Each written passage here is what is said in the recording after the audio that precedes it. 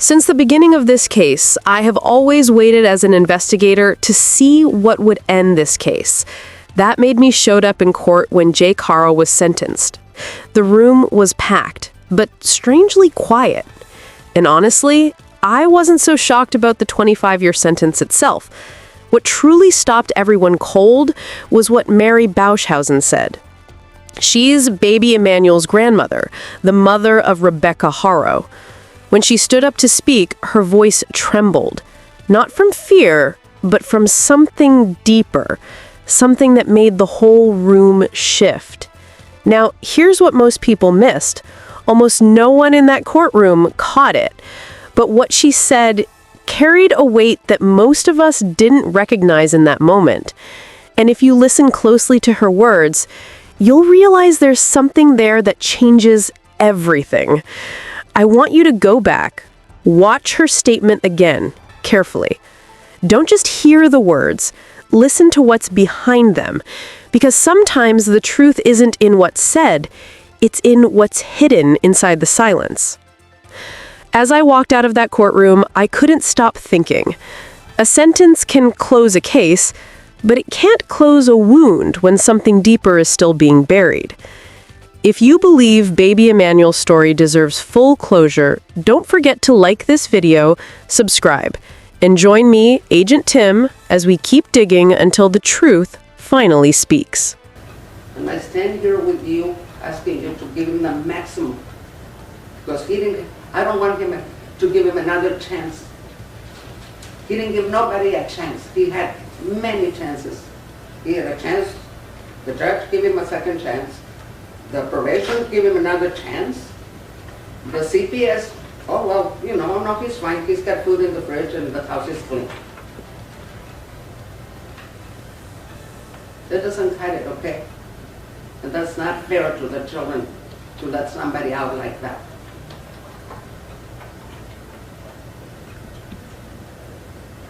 And I'm sorry, Your Honor, I'm just very, very upset and very stressed out. And ma'am, no need to apologize. This proceeding here is for you to make your impact statement, to talk about how the crime has affected you and your family. I do want to lead with, I'm sorry for your loss. I'm sorry for all the hurt that you and your family have gone through. A lot of hurt. And I want to thank you for being here today. I'm here because I'm the only one that wanted to be here, because my children don't trust themselves to come in and talk because they're so upset, so angry at this system, what they did. How could they give him a second chance when you see the pictures of the little girl? How? That's beyond me. Never did we ever knew anything. If I had known when I called social service when Rebecca moved in, I called social service to let them know that I didn't like him. Because my granddaughter Irene was afraid. She didn't want to be there. She called me and she says, Grandma, I don't want to be there. Okay, so I called social service. I asked social service to give me a report of what had happened, what they found out. Oh no, she's fine, the house is beautiful, they have food in the fridge, that's it. Had social service come and told me what he had done to promise his other children. Nothing of this would be here. We wouldn't be here. I wouldn't be here. My grandchildren, Emmanuel wouldn't be gone. Mackenzie wouldn't have been born,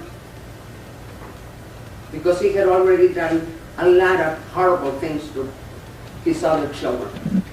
He branded those children for life, and in the same way branded all my children too. Because I can't go nowhere without they asking me. Every time I go to the store or somebody recognizes me, they attack me, on social media, everywhere. And that is not my doing,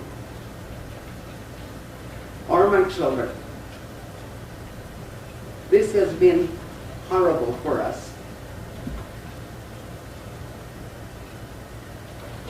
I was glad the day that got arrested because I fear for my daughter's life. I fear for everybody. And, you know, he had a second chance. My daughter didn't have a chance with him. Or his children didn't have a second chance. And I think the judge that let him go should be here sitting with him. And so is social service. Because they could have told me, oh no, protocol doesn't allow us to tell you anything. Well, how are we supposed to protect our children if we don't know? The court knows what's going on. I didn't know. I called social service. I didn't know what he had done to his other children.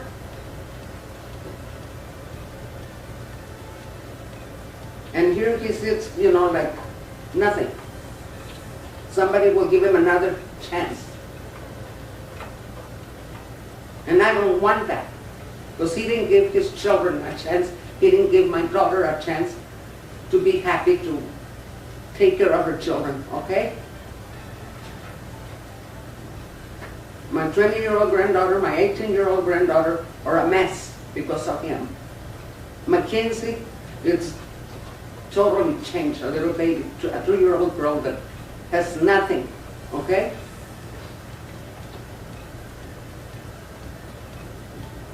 I'm very, very stressed out, very angry at the justice system for letting this guy, giving him a chance. Who gave my grandchildren a chance, a second chance? Did CPS check? Why didn't they tell me? Oh look, this is what that guy does. He takes it out on the children, on the baby. He can't do it to a grown person. He's not man enough to do it to a man, okay? He destroys so many lives. His mom, his brother, everybody, okay? Nobody wants to be here. Nobody wanted to come and look at it. But I have to speak for my grandson and my grandchildren, and for my children too, because they're going through every hell in this world, okay?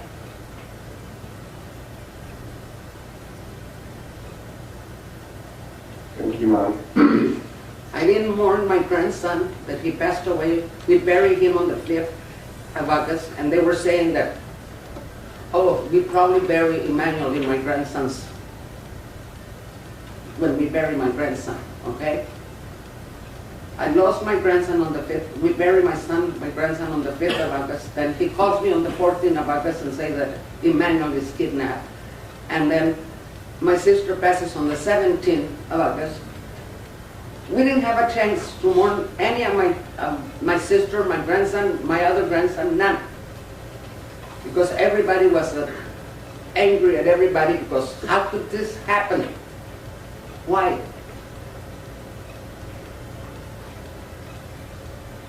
I wish he could look at me and tell me why.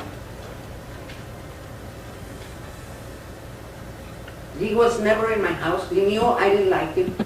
He knew, you know, you get two drunk driving tickets and you go to jail or you pay a goddamn fine. And he, a slap on the hand, go and do community work. Okay? How does that happen, Your Honor? I want to know how did that happen.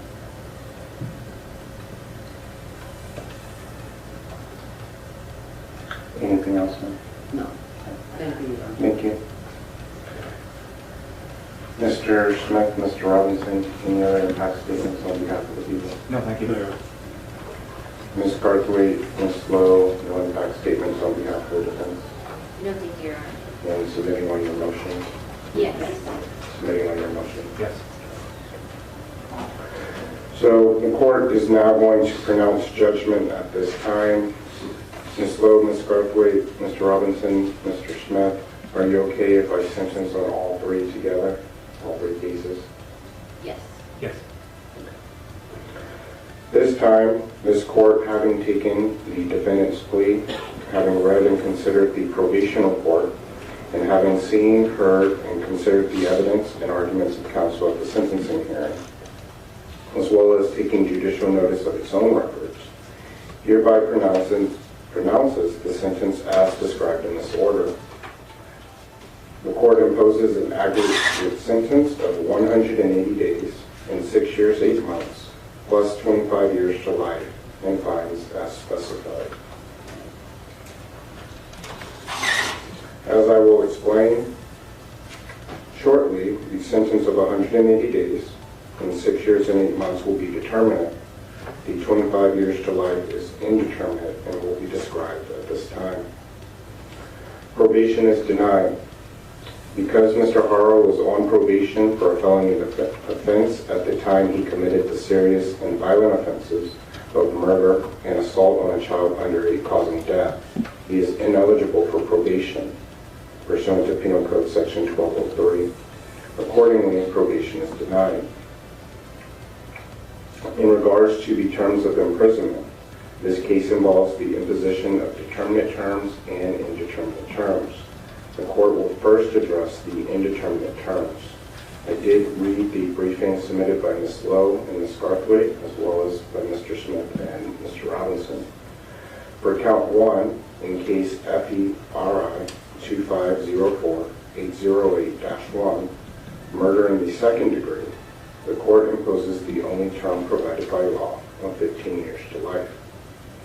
The court notes that the amended complaint filed by the people lists the punishment for count 1 as 25 to life, which would suggest that the charge is first-degree murder, but we did have a discussion at the last hearing regarding those sentence or that charge, and that is in the second degree. So I want to make sure that that's clear, Mr. Smith and Ms. Lowe. Yes, Your Honor. Accordingly, the court orders the designation of the 25 to life stricken from the amended complaint.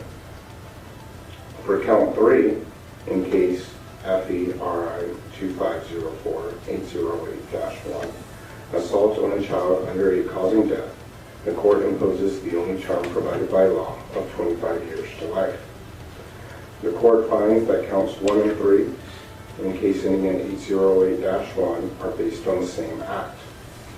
An act or omission that is punishable in different ways by different provisions of law may be punished under either of such provisions, but in no case shall the act or omission be punished under more than one provision. Accordingly, the court stays the punishment for count 1, the murder charge, pursuant to Section 654. The court declines to stay the punishment for count 3 instead of count 1, pursuant to Section 654. Mr. Haro, through his attorney, urges the court to stay the higher punishment because he acknowledged wrongdoing and pled guilty at an early stage of the criminal process, which is a mitigating factor under the rules of court. And the court does not find this to be a compelling reason to select the 15-year to life term in lieu of the 25-year to life term. While Mr. Haro did plead guilty at an early stage in the proceedings, this does not outweigh the significant and considerable aggravating factors that he has admitted to. It cannot be ignored that Mr. Haro was on probation for severely abusing one child when he decided to assault and kill another child. Further, the court notes that Mr. Haro was out on bail in 2 cases, including one for abusing his daughter when he killed Baby Emmanuel. And the fact that Mr. Haro pled guilty at an early stage, while not insignificant, cannot overcome the horrific nature of the circumstances here. Given the admissions Mr. Haro himself has made with respect to the aggravating factors, accordingly, I will impose the indeterminate term of 25 years to life. Mr. Haro has also been convicted of 3 felony charges with determinate sentences. The court selects the child abuse charge, the 273A from case BAF 2101265-2 to be the principal offense. The court orders executed the previously imposed term of 6 years, which is the upper term. As will be explained, the court orders the determinate punishments to run consecutively to the punishment imposed in felony case ending 808-1. In case BAF 2400717, Mr. Haro has pled guilty to being a felon in possession of a firearm pursuant to Penal Code Section 29800 and ammunition under Penal Code Section 3305. These offenses are based on his possession of a loaded firearm, which is a single act. Accordingly, the court stays punishment for count 2, the possession of ammunition charge pursuant to Section 654. For the firearm possession charge in count 1, I will impose a subordinate term of 8 months, which is 1/3 of the midterm, to run consecutively to the principal term. When determining whether to impose consecutive or concurrent sentences, the rules of court provide several factors for the court to consider. The factors related to the crime include whether or not, 1, the crimes and their objectives were predominantly independent of each other. 2, the crimes involved separate acts or threats of violence. Or 3, the crimes were committed at different times or separate places, rather than being committed so closely in time and place as to indicate a single period of terrible behavior. The court may also consider any aggravating or mitigating circumstances in deciding whether to impose concurrent or consecutive sentences, except that the court may not impose a consecutive sentence based on 1, a fact used to impose the upper term, or 2, a fact used to otherwise enhance the defendant's sentence, and 3, a fact that is an element of the crime. The consecutive punishments are appropriate here because the crimes and their objectives were independent of each other, involved separate acts, and were committed at different times, indeed over the course of many years. Accordingly, the court imposes all felony punishments to run consecutively to each other. Mr. Haro has also pled guilty to a misdemeanor offense of filing a false police report in count 2 in felony case ending 808. For this misdemeanor offense, the court imposes a term of 180 days to be served in any penal institution. Having imposed the terms as explained, the court hereby imposes an aggregate term of 180 days and 6 years 8 months, plus 25 years to life in state prison. I do want to touch on my discretion in case there was any question. Looking back on this in the future, were the voters or the legislature to amend any statutes, or were there to be any decisional law in the future that would grant this court any additional discretion in sentencing, and which might benefit Mr. Haro, this court would decline to exercise any such additional discretion to lower or mitigate Mr. Haro's sentence. The court has weighed and balanced all the aggravating and mitigating factors in this case and considered all circumstances such that the court believes the current sentence is just and appropriate. Mr. Haro's conduct and culpability in the offense against his own children lead the court to conclude that Mr. Haro's sentence today is fully justified without future downward modification, even should the legislature provide such discretion. In regards to the fines, the court will impose a restitution fine of $10,000. The court finds the maximum fine is appropriate given the number of felonies the defendant was convicted of and the number of years he is being ordered to serve. The court imposes the parole revocation restitution fine in the amount of $10,000 as well. This fine is stayed unless any parole is revoked. I will impose the court security fees as well as the penalties. While no sentence can possibly vindicate the loss of innocence and life at the hands of Mr. Haro, the man who was supposed to protect these precious and defenseless children against evil and harm, the sentence here is the most the court can do to ensure that as much justice is done as possible. To that end, the court imposes the aforementioned terms of imprisonment, fines, and penalties and assessments, and I will be filing a written order of today's sentence. Anything else at this time before I sentence him or transport it forthwith? Ms. Lowe or Ms. Barkley? No, thank you, Your Honor. I have a point of clarification, Your Honor. Okay. I just wanted to inquire, it's my understanding that the court did impose the $10,000 restitution fine that stayed that person in here? Yes. Okay, thank you, Your Honor. Mr. Smith, Mr. Robinson? Nothing, thank you. Thank you. And at this time, Mr. Haro, I am going to order that you are transported forthwith by the Department of Corrections for housing in state prison.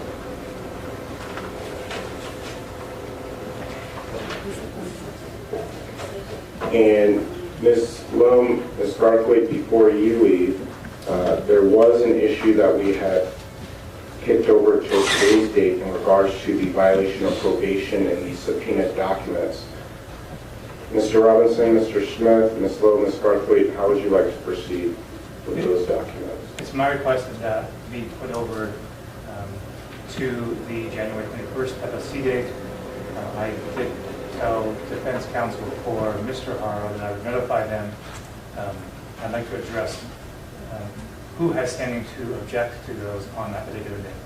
And Your Honor, anytime that third-party documents are subpoenaed to the court, there's a procedure where the court has to determine if there's good cause and conduct an in-camera hearing, and that's with or without an objection.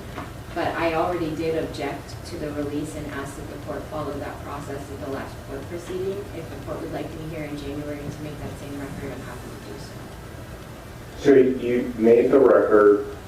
It was my understanding that there might be a request that those documents were not needed. So we'll continue the matter to January 21st. I'll note your objection. In between now and then, I'll review the documents for materiality. Mr. Smith, if you can let me know if you plan to continue to use those documents. If you're not going to use the documents, then I will not review them and we'll keep them downstairs. But if they are going to be released, I will review them for materiality.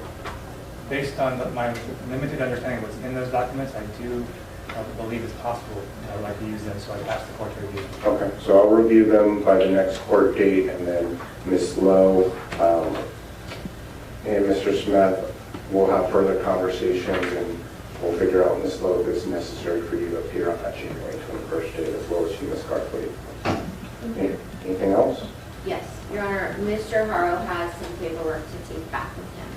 And so we want to make sure, I don't think that we ever made an order that he could have paperwork transported back and forth. I'll make an order that he be allowed to transport his legal paperwork to and from court. Thank you.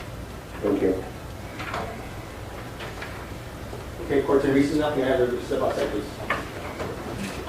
Camera.